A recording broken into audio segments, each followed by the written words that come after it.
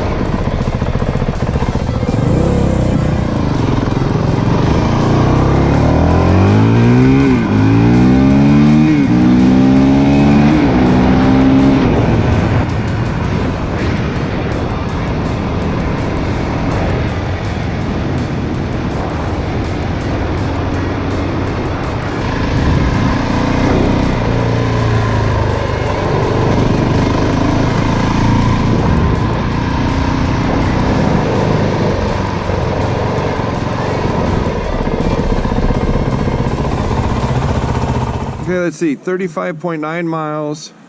Says I got 57 miles per gallon, and I use 0.6 gallons of fuel. Okay, just like it said, 0.6 miles per gallon. Right where we were before. Now let's do a little math.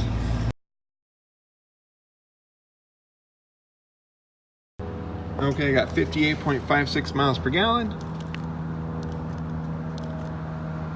which is actually a little bit better than the computer said. That's not too bad.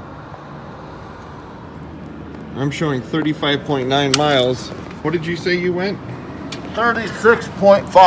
36.5. So we're over a half mile difference between the two of us. Okay, so when we did the math, because his odometer is showing different than mine, we're going to use my odometer so we're apples to apples. And he used 0.3 more gallons. And was, or I used 0.3 more. It's 61.5 miles per gallon versus 58.5.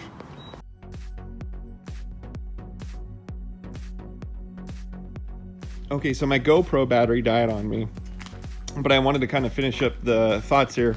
As you can see by some of the clips that I'll include, I was having some fun.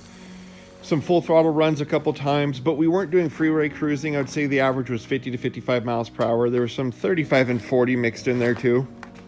And so I was really happy with 50.5 miles per gallon.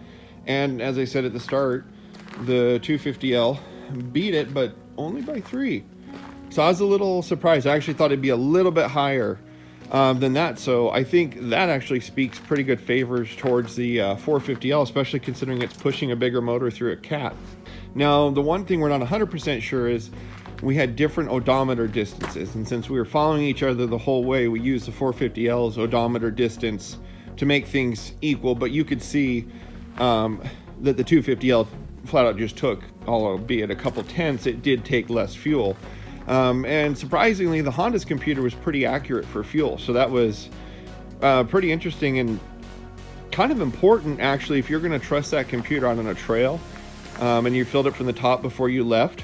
The gallons used appears to be pretty accurate. I don't know if I trust it to a full tenth, but at least for that 0.6, it was good. So I think overall from here, where we go is I am going to still do the vortex with the pipe down the line. And so before I do that, I think I might map out a specific loop and do the gas mileage before and after.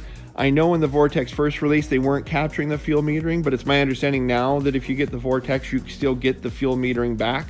So we'll compare that and see what it does for the 450L. And then on the 250L, we're looking at different options, doing a different fuel controller for it. I think the EGK, and we're either at some point a slip-on exhaust, or I think there's a mod you can do to open up the spark arrestor and kind of save the money. I don't want to do that here with the Cat. In fact, I can just tell. It's like just hovering my hands. There is a lot more heat boiling off this 450, and my understanding is that's all the catalytic converter inside. And you can just look at the way this exhaust has turned colors. That thing runs hot.